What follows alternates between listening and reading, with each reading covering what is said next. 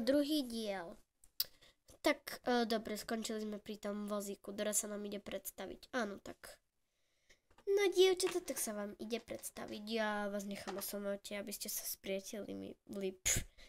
Toto určite. No, toto určite. Ja sa s ňou nebudem priateliť. A koľko ti je rokov? Áno.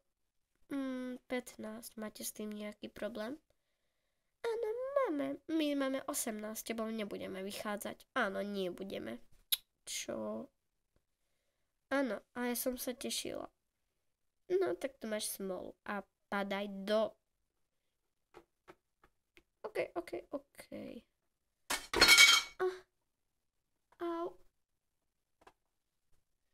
Dobre som to hodila. Áno, super. No a teraz je bez postele.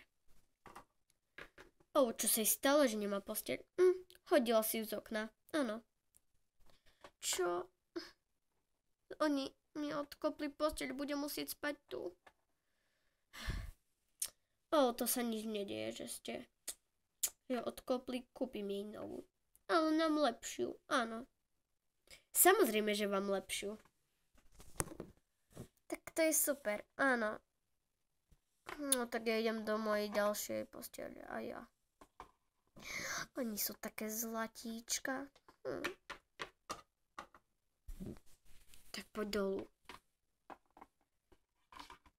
Tu je bazén. My máme iba hore posteľ a tu budeme môcť sieť mať. Takže zajtra. Nie pozajtra. Zajtra nech vyhrá tú poslednú súťaž. Áno, a potom bude bez súťažu. Ty mi čítaš myšlienky. Áno, ale potrebujeme na tej kamarátov, aby už pehovali. Fajn. Tak jej idem zavolať. Po volaní. OK. Zavolala si? Áno.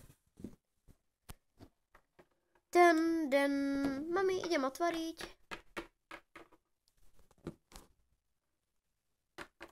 Čau. No čau, tak poď ďalej.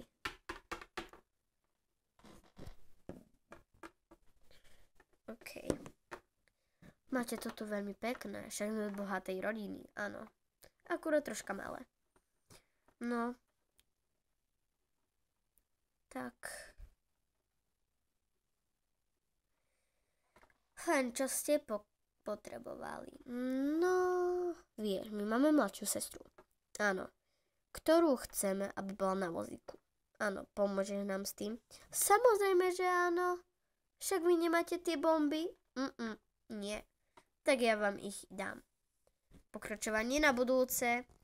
OK, ale ospravedlňujem sa, že ten prvý diel bol jakoby malý, lebo som nemala čas.